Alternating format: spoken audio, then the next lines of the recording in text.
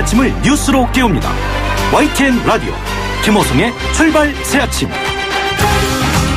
여러분 안녕하십니까. 출발 새아침 김호성입니다. 정책에서 무엇보다 두려워해야 할 것은 난관보다 국민의 신뢰를 잃는 것이다. 문재인 대통령이 어제 수석 보좌관 회의를 주재한 자리에서 한 말입니다.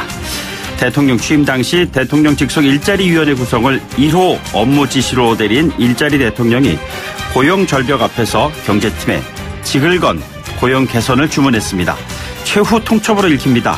대통령의 심각한 상황인식에도 이해하기 어려운 일들이 펼쳐지고 있습니다. 정부의 경제정책, 구체적으로 소득주도 성장에 대한 이의를 제기할 때 정부와 여당 일각에서는 여전히 장밋빛 전망을 언급하고 있습니다. 반론을 제기하면 기다려달라거나 또 때론 화를 벌컥 내기도 하는 상황마저 나타나고 있습니다. 이들에겐 취업준비생의 불안과 알바생들의 고단함, 소상공인들의 최저임금 부담, 자영업자들의 폐업 속출이 그저 강 건너 불처럼 보이나 봅니다. 불고기 백반 500원 올렸더니 하루 손님이 30명 줄더라는 식당집 주인 아저씨와 그 식당에서 일하지 않으면 더 이상 일자리가 없다는 주방 아줌마의 목소리에 귀 기울여 주시기 바랍니다. 정책이 신뢰를 잃으면 국민을 설득하기 어려워집니다. 네, 오늘 1부에서는요. 정부의 소득주도 성장 정책에 대한 야당의 입장 들어보는 시간 마련했습니다. 3부 경제 GP에서는 고용 쇼크에 따른 대통령의 경고 메시지 그리고 돈줄을 쥐고 있는 한국은행 입장도 알아보도록 하겠습니다. 8월 21일 화요일입니다. 잠시 후 출발하겠습니다.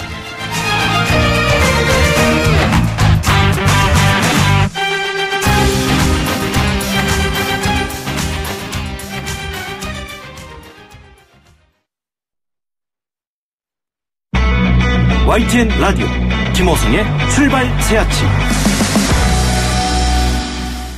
네, 지금까지 들어온 뉴스 오늘 꼭 아시면 좋을 뉴스 정리해드리도록 하겠습니다. 시사평론가 이종훈 박사 오셨습니다. 어서 오십시오. 네, 안녕하세요. 네, 대통령이 고용 참사 관련해서 경제팀에 직을 걸라 이렇게 당부를 했습니다. 네, 그렇습니다. 어제 이제 청와대 수석 보좌관 회의 때 이제 한 발언이죠. 결과 놓고 보면 충분하지 못했다는 것을 인정하지 않을 수 없다. 네네. 이렇게 이야기를 하면서 청와대와 정부의 경제팀 모두가 완벽한 팀워크로 어려운 고용 상황에 정부가 최선을 다해야 한다는 믿음을 주고 네네. 결과에 직을 건다는 결의로 임해줄 것을 당부한다. 예. 네. 김동연 경제부총리, 장하성 정책실장 두 사람에게 경고를 한 거다. 이런 네네. 분석이 좀 많이 나오고 있습니다. 그런데 이 두 분이 서로 달리는 방향이 너무 달라서 각자 직을 걸고 더 열심히 일할수록 더 반대 방향으로 가는 게 아닐까 하는 우려도 좀 들어요. 네네. 이런 때일수록 문재인 대통령이 운전을 잘 하셔야 됩니다. 예. 이 지금 남북한 관계만 운전대 잡는다고 해결될 일이 아닙니다. 네, 그렇게 생각을 하고요. 청와대 김의겸 대변인은 언론에서 너무 예민하게 반응하는 것 같다라고 얘기를 하면서 두 분이 지금 서로 같은 얘기를 좀 하는 거다라고 지금 해명을 하긴 했는데요. 흔들림 없이 소득주도 성장 한 방향으로 달리고 있으니 걱정하지 말라 이런 의미긴 한데 네네. 국민들은 매우 불안해하고 있다. 예. 이런 말씀 좀 전하고 싶네요. 이 축구에서 투톱이라는 것이 결국에는 골문을 향해서 함께 가는 거잖아요. 그렇습니다. 이 투톱이 다른 방향으로 가면은 골이 난리가 없죠. 그렇죠. 네. 그런 상황입니다. 이런 가운데 김상조 공정거래위원장들이 김상조 공정거래위원장의 소액주주들로부터 고발을 당했어요. 네. 이건 또 무슨 얘기죠? 예. 의문의 일패를 지금 당하신 것 같습니다. 예. 재벌개혁 전도사. 그래서 소액주주 운동을 한때 굉장히 맹렬히 이끌었던 네네. 바 있지 않습니까? 이 김 위원장이. 그런데 오히려 이제 소액주주들로부터 고발을 당하는 그야말로 진풍경이 이제 벌어진 그런 상황인데요. 삼성 SDS 소액주주들이 김 위원장의 발언 때문에 네네. 주가가 폭락해서 손해를 입었다. 예. 이러면서 어제 그 김 위원장을 직권남용 혐의로 검찰에 고발을 한 겁니다. 예. 이게 뭐냐 하면 지난 6월 14일 취임 1주년 기념 간담회 때 이 대기업 총수 일가의 비주력, 비상장 회사 계열사 주식을 매각하라고 이제 촉구를 하면서 예시를 좀 들었어요. 예를 들면 SI, 그러니까 시스템 통합 업체랄지, 물류 업체랄지, 부동산 관리랄지, 이러면서 쭉 얘기를 했는데, 이게 삼성 SDS가 이 SI 업체잖아요. 시스템 통합 업체 아닙니까? 그러다 보니 삼성그룹이 계열사이기도 하고, 하루 만에 무려 14%나 하락하는 일이 이제 벌어졌거든요. 발언 직후에. 그래서 이제 고발을 한 건데 이 고발 내용이 좀 흥미롭습니다. 공정하고 자유로운 시장경제 질서를 수호해야 하는 막중한 임무가 있는데도 네네. 부적절한 언동으로 시장경제 질서와 법치주의를 교란한 책임이 있다는 것. 예, 앞으로 이 발언도 공정하게 하셔야 할 것 같습니다. 이게 좀 보면은 시장경제 질서 수호, 시장경제 질서, 법치주의, 교란한 책임 이런 얘기는 과거에 김상조 그러니까 교수님께서 많이 하시던 말씀이셨는데 네, 원래 그렇습니다. 보면요. 네. 자 그리고 가정용 전기요금 누진제가 이게 폐지될 것 같더니 유지된다는 얘기예요. 뭐 한시적 폐지도 안 되는 건가요, 그럼? 뭐 한시적으로는 이제 앞으로도 할지 모르겠습니다만 네네네. 일단은 뭐 그렇게 좀 유지가 되는 것 같습니다. 예. 폭염 속에서도 누진제 두려워서 에어컨 어떻게 켜겠냐. 글쎄요. 뭐 예. 이런 이제 그 불만이 쏟아지면서 왜 가정용에 대해서만 누진제 적용하느냐 폐지하라. 이런 요구가 이제 빗발쳤고 네네. 결국 정부가 한시적으로 이제 전기료 인하하는 대책까지 내놓지 않았습니까? 그러면서 폐지 또는 개선 여부를 더 논의를 해보겠다라고 얘기를 했는데 네네. 생각보다 빨리 지금 대답을 떡 내놨어요. 예. 이런 것은 왜 공론화 과정을 거치지 않는 것인지 모르겠습니다만 네네. 어제 백운규 산업통상부 장관이 기자간담회에서 누진제 바꾸려면 1단계 800만 가구, 2단계 600만 가구 모두 1,400만 가구의 전기요금이 올라야 한다. 예. 자, 이렇게 되면 국민들이 가만히 있겠느냐. 네네.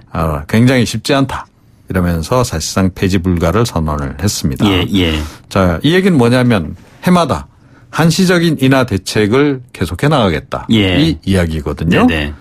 결국은 뭐 이런 폐지 아니다 이거 예, 얘기예요. 그런데 예. 뭐 이런 식으로 땜질식으로 계속 갈 거냐. 네네. 이런 지적이 그래서 나오고 있습니다. 예. 자, 그리고 남북 연락사무소 개설이 늦어지는 이유가 미국의 반대 때문이다. 그렇지 않다. 이런 논란에 대한 답은 그럼 뭐죠? 모르겠습니다. 예. 이것도 지금 뭐 진위는 좀 더 확인이 필요한 사항인 것 같긴 한데요. 당초 17일에 이제 개소를 하겠다라고 네네. 발표를 했었는데 그 이후에 지금 확정을 계속 못 짓고 있어요. 그러면서 이 미국 정부하고 합의가 좀 잘 안 이루어져서 그런 거 아니냐라고 하는 분석이 이제 많이 나왔습니다. 예. 연락사무소 운영과 관련해서 이제 전력 공급하겠다라고 얘기가 일단 우리 정부 쪽에서 나왔고 건설 자재하고 장비도 일부 이제 반입이 됐는데 이와 예. 관련해서 이게 대북제재 위반 아니냐. 네네. 라고 하는 이제 지적이 있어서 이게 한미 간에 좀 이견으로 좀 연결이 됐다. 예. 이런 이제 얘기입니다. 지금 뭐 청와대 쪽에서 설명은 제재 위반이 아니라고 우리 정부는 판단하고 있다. 네네. 미국 쪽과 긴밀한 협의하에 진행 중이다. 미국도 이해를 표명한 것으로 알고 있다라고 네네. 일단 해명을 하긴 했어요. 예. 그런데 미국 국무부 쪽에서 비핵화 진전과 반드시 보조를 맞춰서 진행돼야 한다. 네네. 이런 원칙을 다시 한번 강조를 하고 있다 그럽니다. 네네. 그러니까 뭔가 약간 이견 차이가 있긴 한 것 같습니다. 이런 속에서 존 볼턴 미국 백악관 국가안보보좌관은 문재인 대통령이 남북정상회담 1차 남북정상회담입니다. 네네. 그 당시에 북한이 빨리 비핵화를 할수록 더 빨리 일본, 한국으로부터 대외 원조와 수많은 나라들의 해외 투자 개방의 혜택을 얻을 수 있을 것이다. 예. 1년 안에 이 일을 하자라고 이야기를 했고 네네. 김정은 위원장도 알겠다고 말했다. 이런 점을 또 강조를 하고 나섰어요. 예, 예. 그러니까 비핵화 시한을 미국 쪽에서는 역시 지금 중시하고 있는 상황 네네. 같습니다. 뭐 3차 남북 정상회담 일정도 사실은 미국을 좀 많이 배려해서 지금 일정을 잡는 거 아니겠어요? 네, 그렇습니다. 미국 쪽을 의식하는 부분이 남북 연락사무소 개설에도 또 깊게 작용하는 것 같네요. 양승태 전 대법원장이 이게 지금 박근혜 전 대통령 탄핵 심판 당시에 헌법재판소의 내부 정보까지 빼냈다 이런 얘기가 있네요. 네, 그렇습니다. 이제 서울중앙지검 특수일부가 그 양 전 대법원장 시절 이제 사법농단에 관여한 의혹으로 해서 네네. 이규준 전 대법원 그 양형위원회 상임위원하고 당시 이 헌법재판소로 파견을 나갔던 최모 부장판사, 네네. 이 사무실 등에 대해서 압수수색을 이제 진행을 했거든요. 왜 진행을 했느냐? 이 최 부장판사가 2015년 1월부터 올해 2월까지 헌재에서 이제 파견 근무를 했는데 네네. 자신의 업무용 메일로 그 헌재 내부 동향 같은 것을 이 대법원 양형위원회 쪽으로 전달한 것으로 보고 있다 그럽니다. 예. 그 중에는 박 전 대통령 탄핵 심판 관련 동향 보고 뭐 이런 것도 있는데 네네. 이것이 그 지난달 말에 이제 대법원이 공개했던 대통령 하야 정국이 사법부에 미칠 영향 같은 이런 문건 작성에 지금 상당한 그 참고 자료가 된 것으로 검찰이 지금 보고 있다 그럽니다. 예, 예. 그리고 그 이외에도 헌재 결정이 내려지지 않은 사건들의 보고서, 재판관들의 토론 내용, 그러니까 헌재입니다. 네네. 이런 내용들도 여러 차례 대법원에 전달한 것으로 이렇게 검찰 쪽에서는 의심을 하고 있다 그러네요. 예. 굉장히 광범위하게 정보 수집을 한 것 같습니다. 이게 뭐 네. 대법원장이 기무사령관이 아닌데 이게 왜 또 이런 일들을 또 했을까요? 네, 여기까지 듣겠습니다. 고맙습니다. 네. 네, 지금까지 이종훈 시사평론가였습니다. 여러분은 지금 FM 94.5MHz로 방송되고 있는 YTN 라디오 김호성의 출발 새 아침을 듣고 계십니다. 의견 주실 분은 짧은 문자 50원, 긴 문자 100원의 이용료가 드는 휴대전화 메시지 샵 0945 우물정 0945번으로 의견 남기실 수 있습니다. 네, 문재인 대통령이 어제 고용 상황 악화에 대해서 충분하지 못했다 인정했습니다. 그런데 직을 건다는 결의로 임해달라 경제팀에 또 완벽한 팀워크를 당부를 했습니다. 이게 두 경제 투톱에 대한 불협화음을 지적을 했지만 소득주도 성장 기조는 여전히 유지한다는 입장, 또 이거를 밝힌 것 같습니다. 여야 입장이 어떤지 궁금한데요. 특히 야당 입장을 한번 들어보도록 하죠. 바른미래당의 최입의 정책위 의장 권한대행을 전화로 연결했습니다. 의원님 안녕하십니까? 예, 안녕하십니까? 네, 최근에 뭐 경제 정책과 관련된 그 찬반 양론이 굉장히 치열한 것 같습니다. 그런데 어제 예. 대통령께서 입장을 좀 밝히셨어요. 기본적으로 상황에 대한 충분히 인식하지 못했다는 얘기는 했지만 정책에 대한 변화의 여지는 없는 것 같습니다. 어떻게 보셨습니까? 일단 저희 바른미래당도 최저임금이 인상될 필요가 있고, 이제 주 52시간제처럼 보다 이제 근로와 그러니까 노동과 이제 가정이 양립할 수 있게 하는 그런 이제 변화들은 필요하다고 생각을 합니다. 이제 하지만 저는 크게 이제 속도와 순서라는 생각이 드는데요. 먼저 이제 과도한 그 최저임금 인상으로 인해서 아무튼 이제 자영업자나 이제 중소기업 같은 경우에는 굉장히 이제 타격을 입고 있다라고 판단을 하고 있고요. 순서에 대해서 좀 말씀드리면 이제 이번 정부도 경제민주화 이제 공정경제 추진하겠다고 하지 않았습니까? 그게 이제 대기업에 많이 쌓여있는 좀 자금들이 이제 중소기업으로도 넘어가서 그게 이제 중소기업들의 경쟁력, 자영업자들의 지출 여력이 이제 높인 다음에 그리고 나서 이제 소득주도 성장론을 추진했다면 그런 중소기업이나 자영업자들이 이제 근로자들에게 돈을 줄 수가 있겠죠. 근데 지금은 그런 경제 민주화나 이제 공정 경제가 제대로 이제 많이 진척이 안 된 상태에서 소득주도 성장론이라는 것만 너무 앞서 나가는 바람에 부작용이 지금 커졌다라고 생각을 하고요. 이런 면에서는 정부가 조금 속도 조절을 하겠다라고 했던 취지로 이제 대통령이 최저임금에 이제 2020년까지 1만 원 올리겠다라고 한 것은 포기하지 않으셨습니까? 그래서 그런 부분에 있어서도 좀 더 전향적으로 계속 속도나 또는 그 순서에 대해서 좀 더 생각해 주셨으면 좋겠다라는 생각을 합니다. 근데 뭐 속도 관련해서 말씀하셔서 드리는 또 질문인데요. 정부 내에서 뭐 불협화음이 있다 이런 얘기 있지만 장하성 정책실장은 믿고 기다려달라 이런 얘기 했고요. 김동연 부총리는 필요하면 개선 수정 검토하겠다 이렇게 얘기해서 온도 차이가 있습니다. 자, 이 부분은 어떻게 해석을 하고 계십니까? 일단 이제 최저임금 인상을 매년 해왔습니다. 할 때마다 항상 그 최저임금위원회에서 노동계 측과 이제 그 사용자 측이 이제 갈등을 했었고요. 하지만은 결정이 되면은 다들 수용하는 이제 상황이었습니다. 근데 이제 재작년이죠. 재작년에 세금을 그러니까 작년이죠. 작년에 이제 너무 많이 16.4%를 올리면서 지금까지는 그 대책이라는 게 따로 나오지 않았습니다. 그냥 올리면은 그걸로 이제 시장에서 수용을 했는데 이제는 이게 못 받아들인다라고 하니까 일자리 안정자금 3조 원이라는 대책을 마련할 정도로 정부도 너무 급격히 올렸다라는 걸 인정을 했던 거거든요.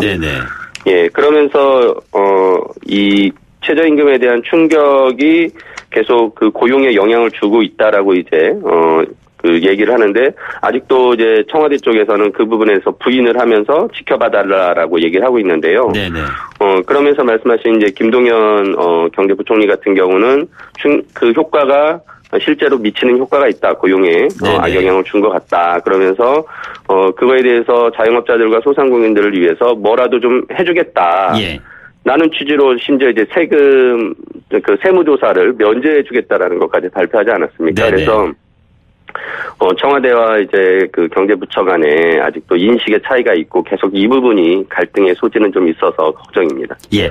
최저임금 그 말씀하셨는데 그 2017년 18년 넘어갈 때는 16.4% 그리고 내년도 이제 10.9%까지 지금 올린 거잖아요.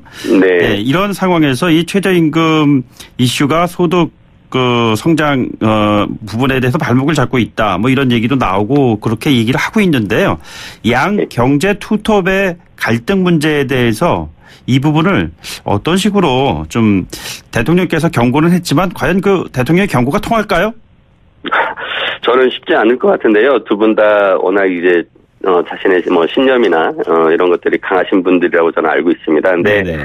아까 말씀드렸던 그 인식의 차이인데요. 결국은 구체적인 자료를 놓고 같이 좀 토론할 필요가 있습니다. 그래서 네네. 매달 지금 이제 고용 동향이 발표되는데 7월 달 고용 동향에 보면 이제 취업자 수가 작년도 7월 달 대비해서 이제 5,000명밖에 늘지 않았다. 네네. 그러니까 이 경제가 성장하면 꾸준히 일자리가 늘어가는 것인데, 그러니까 비록 우리나라가 지금 성장이 침체돼 있다고 하지만은 연간 한 3% 정도 계속 성장해왔고, 뭐 올해 이제 경제 성장률 예정치는 2.8%로 좀 더 낮아지고 있어서 걱정이긴 합니다만, 경제는 성장하고 일자리는 늘어나고 있기 때문에 매달 한 이제 뭐 100만 개 정도의 뭐 이제 일자리가 늘어나지 않는, 10만 개 정도의 일자리가 늘어나지 않느냐 쭉 그렇게 생각해 왔는데, 네네. 이번에는 이제 5천 개밖에 전년도 대비에서 늘지 않았단 말이에요. 그래서 네네. 이런 객관적인 통계들을 보면서 좀 같이 그 인식을 맞출 필요가 있는데, 여전히 그 부분에 대한 이제 정확한 분석들이 안 되고 있어서 네네. 서로 이제 다른 의견들을 가지고 있는 것 같습니다. 지금 방금 언급하신 통계청 그 발표의 그 기초에서 그 7월 고용 동향 말씀하셨는데 5천 명 늘어났는데 그쳤다 이랬는데 이게 최악의 고용 쇼크라는 말까지 나오고 있는데 이게 어느 정도로 지금 심각한 상황이라고 보면 되는 것입니까? 제가 말씀드린 대로 이게 이제 그 전년도 같은 달에 비교를 합니다. 왜냐하면 계절적 영향들이 있기 때문에 무조건 전달하고 비교해서는 이제 좀 해석이 좀 달라질 수 있기 때문에 그래서 전월 대비해서 보면은 뭐 예를 들어서 올해 1월 같은 경우는 그 전년도 전월 대비해서 저희가 이제 그 33만 명이 늘어났었습니다. 네네. 그 뒤로 꾸준히 한 10만 명 정도가 계속 늘어났다라고 저희가 이제 그 통계가 나오는데 이번 달만 5천 명밖에 안 는 거예요. 그러니까 네네. 10만 명에서 5천 명이니까 어마어마하게 그 고용 증가가 줄어든 거죠. 그러니까 금융 위기 사태 이후에 가장 최악이다 이런 얘기가 나오는 것이군요. 예, 맞습니다. 그래서 지금 우려되는 건 진짜 올해 8월 달 고용 동향이 다음 달에 만약 발표됐을 때는 네네. 이게 마이너스가 나올 수도 있지 않겠냐. 그렇게 되면 이제 현저하게 그러니까 실업이 커지고 하여튼 취업자가 줄어들고 있다라는 것이고 그러면은 아까 말씀드렸던 이제 급격한 최저임금 인상으로 인한 고용의 마이너스 효과가 이제 확연히 드러나는 것 아니냐라는 그런 우려가 지금 되고 있는 것이고요. 그래서 정부도 뭐 이런 부분에 대해서 그 경제라는 일자리라는 게 뭐 하루아침에 막 만들어지는 것이 아니기 때문에 기다려달라는 말씀은 하시지만 아무튼 또 일자리가 당장 사라지고 있기 때문에 빠른 신속한 처방들이 또 필요한 부분은 또 현실인 거죠. 그래서 정부 부처에서 계속적으로 일자리에 대한 처방들을 이제 얘기하시면서 뭐 재정 투입을 하겠다라고 하시는데 이제 그런 게 일시적인 효과는 물론 있겠지만 또 근본적인 효과는 없기 때문에 결국 우리 경제의 체질을 바꿀 수 있는 방법도 같이 좀 내놓아야 한다라는 계속 이제 그 주장을 하고 있습니다. 그런데요, 고통스럽지만 인내해야 한다. 뭐 이런 여당 입장 추미애 대표 발언도 있었고요. 또 당대표 경선에 나선 주자들 한결같이 같은 목소리 내고 있습니다. 소득주도 성장 기조는 유지해야 된다. 어제 이 시간에 출연했었던 이해찬 의원 같은 경우도 지금의 이런 어려운 경제 상황이라는 것이 지금 펼쳐진 것이 아니라 전 정부에 누적된 그 잘못된 것들이 이제 지금 나타나고 있는 것이다. 이런 얘기도 하고 그랬거든요. 아까 말씀드렸던 이제 재정을 통해서 정부가 당장 할 수 있는 것들을 지금 준비를 하고 있다고 하는데요. 네네. 물론 이제 전 정부의 어떤 누적된 효과들이 지금 이제 나타난 거다도 할 수 있지만 벌써 이제 대통령이 취임한 지 1년이 넘지 않으셨습니까? 그래서 네네. 당연히 현 정부가 들어오자마자 일자리 정부 대통령이 되겠다라고 말씀하시면서 저 청와대 일자리 상황판도 만들고 일자리 위원회 구성을 1호 업무 지시로 했다라고 막 언론에 이제 홍보까지 하지 않았습니까? 네네.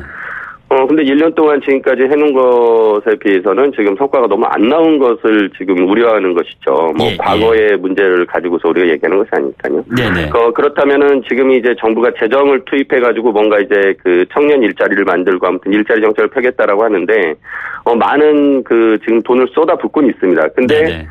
지금 결산 시점이 들어와서 저희가 지금 여러 그런 재정 사업들에 대한 평가를 하고 있는데, 네네. 막상 이것들이, 효과가 없다라는 게 또 계속 걱정입니다. 그래서, 아까 말씀드렸던 근본적으로 우리나라 경제 체질을 바꾸기 위해서, 예를 들어서 선제적인 구조조정을 용기 있게 해야 된다랄지, 또는 이제 아까 말씀드린 대기업에서 중소기업으로 더 많은, 부가 내려갈 수 있도록, 경제 생태계를 변화시킬 수 있는 예를 들어서 갑을 문제를 해결하는 노력 네네. 또는 대기업과 중소기업 간의 불공정 거래를 해소하려는 노력 이런 것들이 나와야 되는데 이런 부분들이 아직 성과가 안 나고 있다라는 거죠. 네네. 그래서 근본적인 경제 생태계에 대한 문제점들에 대해서는 해법을 제시하지 않고 네네. 계속 재정의 투입으로 해서 일시적인 효과만 노리는 것 같아서 비판하고 있는 그게 일시적인 효과에 그칠까요? 아니면은 현재 예산 증액을 통해서 재정 지출을 확대하면은 경기가 좀 살아날 것이다라는 것이 정부의 입장이지 않습니까? 예. 이게 일시적인 것일까요? 아니면은 이 같은 처방이 경제 살리기에 실질적인 효과를 거둘 수 있다고 보시는지요? 일단 재정 투입을 하면은 당연히 수요가 늘어나기 때문에 일정 부분 내수도 살아나고 이제 긍정적인 효과를 미칠 수 있다고 생각은 하는데요. 네네. 제가 말씀드린 이제 일자리 관련된 여러 가지 사업 정책, 특히나 청년 일자리 관련된 여러 가지 재정 정책들이 이제 청년들 2명을 채용하면 1명에 대해서는 임금을 보전해준다랄지 중소기업에 대해서. 네네. 그다음에 여러 가지 그런 이제 또 청년 일자리 관련 정책을 냈는데 청년들의 참여율이 낮거나 또는 이게 성과가 없다라는 게 지금 계속 나오고 있습니다. 그래서 네네. 이런 부분 때문에 근본적인 치유는 안 된다고 말씀드리는 거고요. 특히나 이제 정부가 공무원을 늘려가지고 일자리를 만들겠다라고 하는 이제 방식은 네네. 이거는 굉장히 이제 초반부터 논란이 많지 않았습니까?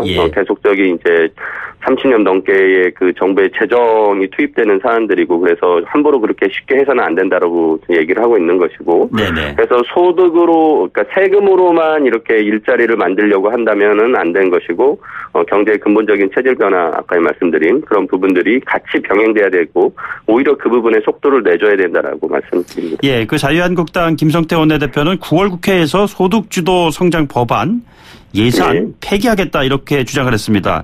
어떤 의견이십니까?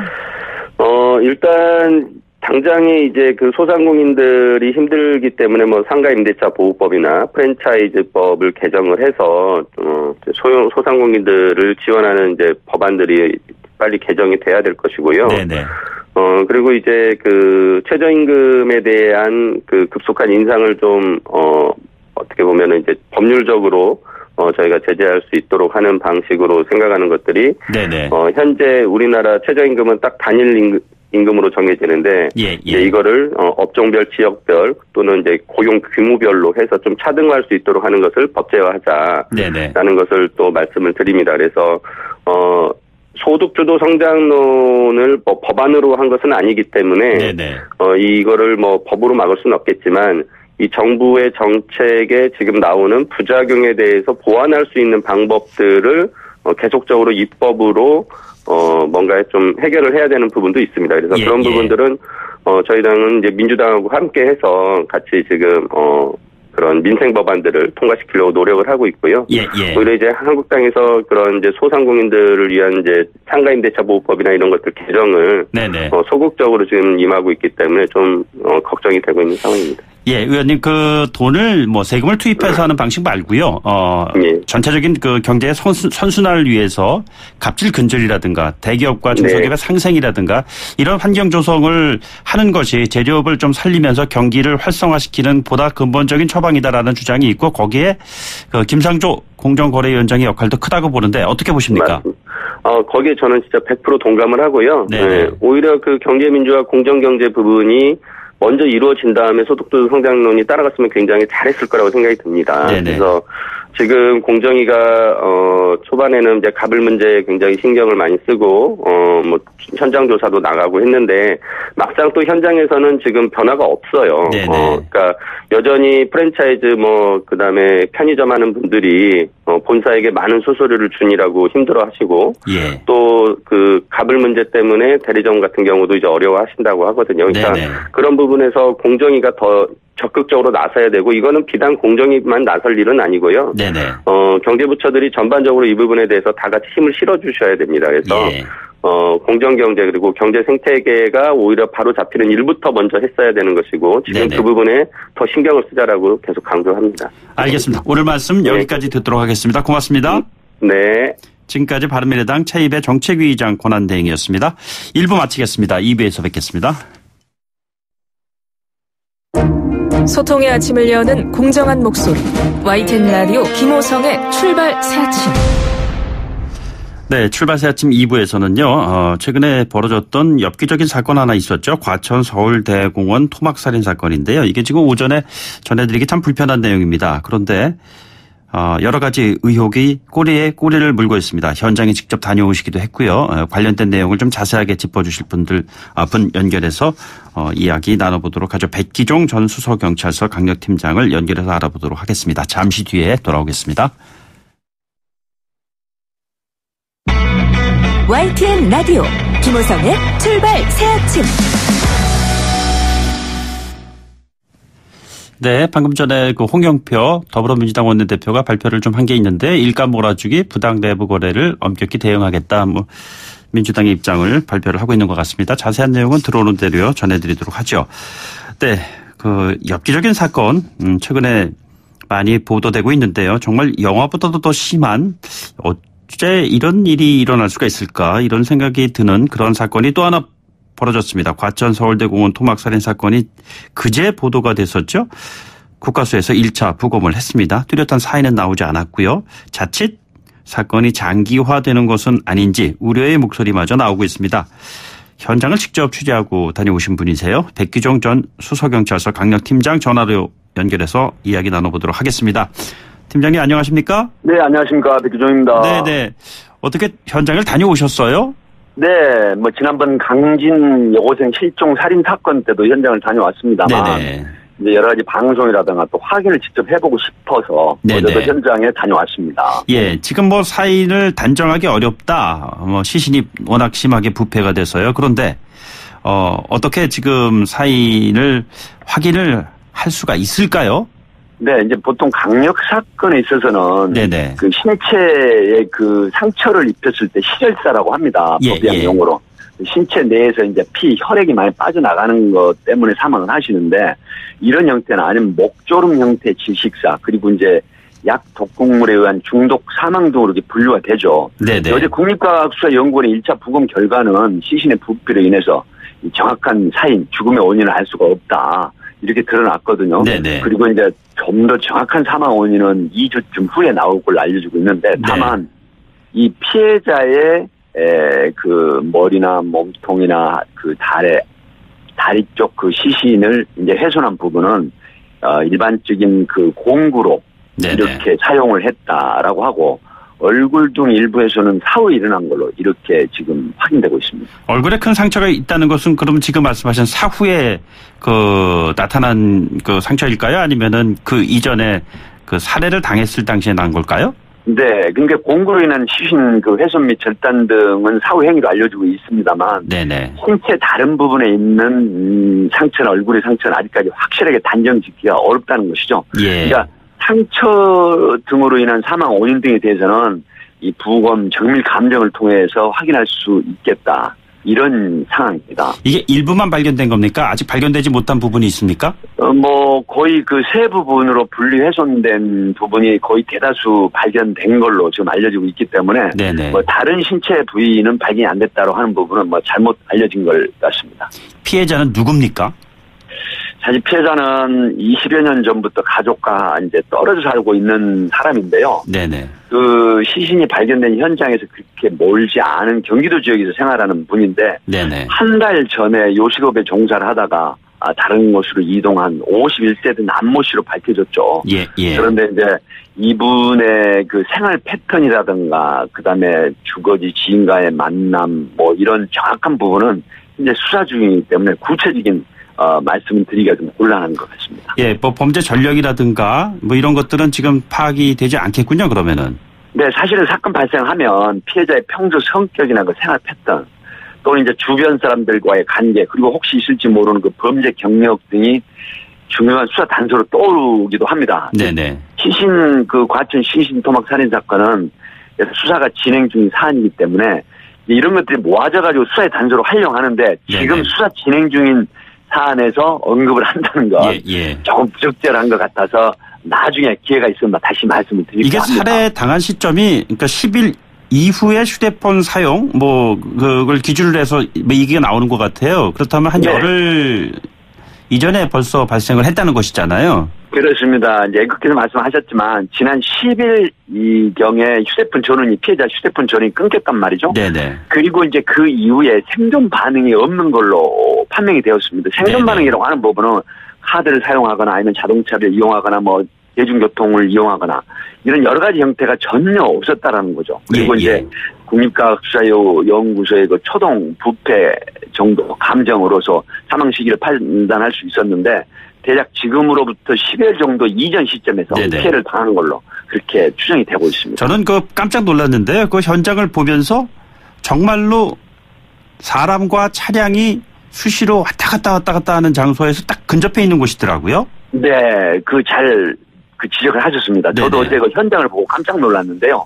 사실은 그 과천의 경마장, 그 다음에 그 공원이죠, 서울대공원. 네네. 이걸 이제 경유하고 지나서 서울랜드나 현대미술관 쪽으로 진행하는 장미 언덕이라는 사설 주차장이 있습니다. 네네. 요게 바로 맞은편에 있는 2차선 도로변 수풀인데요. 네네. 이제 이곳은 산책로도 있고 많은 사람들이나 차량이 왕래하는 곳이거든요. 네네. 저도 어제 보고 현장을 봤는데, 이런 경우는 심야에 차량을 도로변에 주정차를 하고서 현장에서 숯불 쪽으로 던져버린 듯한 느낌을 받았거든요. 예. 보통 살해를 하고 나서 시신을 분리훼손을 했다라고 하면 사후의 시신 처리가 굉장히 엄중하게 해야 되거든요. 범죄에 발견되지 않거나 아니면 안전범죄를 하기 위해서. 그런데 이건 시신 처리가 사후에 너무 허술했다. 이런 부분 때문에 상당히 미스터리하다 이렇게 생각을 합니다. 이게 그러면 보란 듯이 유괴했다고 볼 수도 있을까요? 두 가지로 유추할 수 있을 것 같습니다. 그러니까 범죄를 저질렀던 사람이 현장을 오게 되면 이곳에 오지 않을 사람이 수사 대상이 됐을 때 왜 거기를 갔느냐 하는 수사의 단초가 되거든요. 네네. 그랬을 때 사후에 다른 공범을 만들어서 현장에 다른 곳으로 좀 유기를 시켜라라고 부탁을 했을 가능성도 있죠. 많은 수사 경험치에서 보면 원래 주범이 본 범죄를 저지르고 나서 수사에 방해를 하기 위해서 또 수사를 곤란하게 하기 위해서 다른 사후적 공범을 만든 경우가 있거든요. 그래서 혹여 이런 경우가 아닐까 하는 그런 생각을 어제 현장에서 좀 해보기도 했습니다. 그러니까 공범이 있을 수 있다 이렇게 보고 계시는 거군요. 사후적 공범이라고 봅니다. 그러니까 현장에서 피해자를 살해하고 시신을 분리훼손하는 것보다는 이 유기 장소를 다른 사람에게 부탁을 하는 사후적 공범이 있지 않았을까 하는 생각이 어제 너무나 허술하게 사후 처리를 한 것 때문에 그런 느낌이나 생각을 가졌다는 것이죠. 이게 지금 가해자가 말이죠. 이 범행 장소, 그러니까 범행 장소라기보다는 버려진 장소에 자주 왔다 갔다 했던 사람일 수가 있겠네요, 그러면은? 네, 그렇습니다. 그러니까 이제 현장을 보면요, 일반적으로 이곳은 많은 사람들이 서울랜드라든가 대공원이라든가, 그리고 이제 국립현대미술관 등이 있기 때문에 차량을 이동해서 오는 것이거든요. 일반적으로 산책하는 경우도 있지만 전철이라든가 버스 정류장 이런 게 많고 또 온거리나 먼 거리란 말이죠. 네네. 그렇다면 차량으로 이동을 해서 목적지로 오는 상황이기 때문에 아마 이곳을 자주 왔다 갔다 하는 사람일 가능성이 높다. 네네. 이렇게 추리가 가능합니다. 그럼 CCTV가 있나 없나도 다 본인들은 알고 있었을 수도 있겠네요. 사실은 이제 그게 확정적으로 말씀을 드릴 수는 없지만 현장은 CCTV가 없습니다. 하지만 이 수사라고 하는 것은 블랙박스, 그다음에 원거리, 먼거리, 그리고 이제 이동 경로에 있는 방범이나 교통망, 사설 CCTV 이런 걸 모두 망라해서 수사를 하기 때문에 네네. 현장에 CCTV가 없다 그래서 수사가 곤란한 건 아닙니다. 다만 수사 경력이 조금 고생은 하겠죠. 그럼에도 불구하고 대한민국 경찰이 세계 형사정책학계에 보고된 거 보면 강력사건 1위가 이 CCTV나 블랙박스, 온거리, 먼거리 여러 가지 형태의 CCTV 때문에 결국 범행의 단초가 발견이 된다라고 보기 때문에 이 수사는 적어도 제가 수사 경험칙상 보면 그렇게 장기적으로 미제 사건이 남거나 장기적인 수사로는 안 된다. 이렇게 분석을 합니다. 자, 무슨 문제 때문에 그랬을까요? 뭐 예를 들자면 채권 채무 문제라든가 또는 뭐 남녀 관계라든가 뭐 여러 가지 그 원인이 있을 텐데 뭐로 추정할 수가 있을까요? 네, 뭐 앵커께서도 혹시 기자 하실 때 뭐 사회부에 근무를 하셨으니까 아시겠지만 네네. 사건이 보통 살인 사건 5가지 유형이 있습니다. 네. 첫 번째는 이제 치정, 남녀관계, 애정 문제, 치정직이 굉장히 악랄한 방법으로 응징하는 살인 사건으로 이어지기도 하거든요. 네네. 네, 두 번째는 개인적인 원한 감정이 깊은 경우고요. 세 번째는 채권 채무 면탈이고 네 번째가 우발적 살인. 그다음에 마지막으로 이 대가를 받은 청부 살인입니다. 그런데 지금 저는 개인적인 그 경험칙상 보면 3가지. 그러니까 개인적인 원한이나 감정, 그다음에 채무 면탈, 채권 채무 면탈 아니면 애정 관계에 의한 그런 살인 사건이 아닌가. 네네. 3가지로 추정을 해볼 수가 있습니다. 이게 시신을 분리하거나 그럴 때 보면은 그 알몸 상태로 그러는 경우들이 대부분인데 이번의 경우는 옷을 입은 상태로 그랬다고 얘기를 하는데 맞습니까? 지금 그 현장 그 상황으로 보면 공구를 이용한 시신 훼손 부위라든가 이런 부분이 이제 의류가 흔적이 남는다라든가 이런 부분이 있거든요. 네네. 근데 이제 이런 부분을 앞에서 말씀드렸지만 디테일하게 말씀드리긴 좀 곤란한 것 같습니다. 네네. 다만 그 사람을 피해자를 살해할 때 옷을 입은 상태에서 뭐 한 가능성이 있다는 게 지금 제기되고 있거든요. 네네. 그렇기 때문에 현장에서 어떤 계획적인 살인을 하면서 굉장히 급박하게 진행된 그런 그 범죄가 아니었나 하는 네네. 부분도 일견 들여다볼 수 있다라고 이렇게 보입니다. 이 지인일까요? 아니면 우발적인 그 사건이었을까요? 일반적으로 우발적인 살인으로 보기는 굉장히 여러 가지 어렵습니다. 그래서 네네. 계획적인 살인에 이은 응징, 소위 말하면 리벤지라고 보통 하죠. 그 네네. 사람에 대한 원한이나 아니면 이렇게 할 수밖에 없었던 심리가 존재를 했다라고 네네. 보기 때문에 저는 우발적인 살인보다는 계획적인 살인일 가능성이 높다. 이렇게 분석을 합니다. 이렇게 그 잔인한 범행을 저지른 부분, 이런 정황을 통해서 어떤 분석이 가능할까요?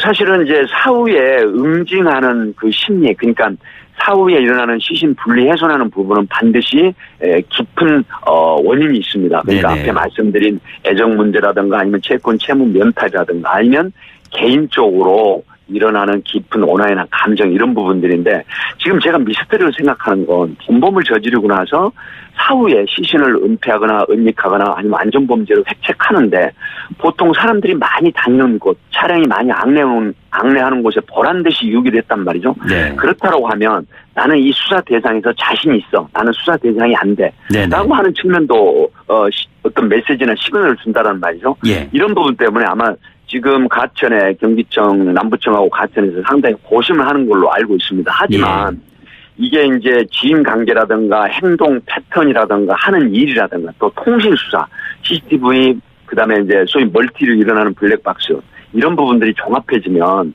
결국 이 원인이 발견이 되고 그다음에 살인을 할 수밖에 없었던 동기가 확인이 되면서 결국 본범의 범죄자가 체포가 되거나 검거될 수 있다. 이렇게 봅니다. 예, 알겠습니다. 백 팀장님 좀, 시간이 좀 흐르면서 좀 한 뼘 더 들어간 그 속보를 좀 전해주셨으면 좋겠습니다. 네, 다시 한번 저희들이 연결을 나중에 하도록 하겠습니다. 오늘 고맙습니다. 네, 감사합니다. 네, 지금까지 백기종 전 수서경찰서 강력팀장이었습니다. 네, 3부에 돌아오겠습니다.